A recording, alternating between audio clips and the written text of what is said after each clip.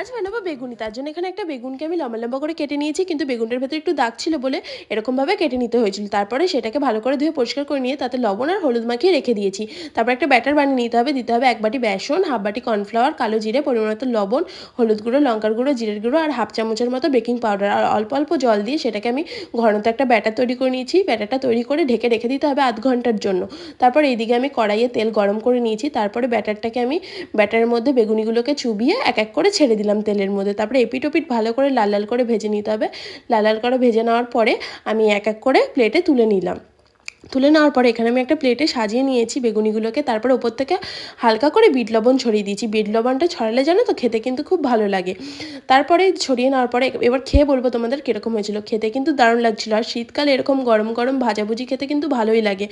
আর তোমরাও এইভাবে চাইলে বানিয়ে খেতে পারো, ভালো লাগবে। চলো টাটা, নেক্সট ভিডিওতে দেখা হচ্ছে। তাড়াতাড়ি চ্যানেলটা সাবস্ক্রাইব করে দাও নতুন নতুন ভিডিও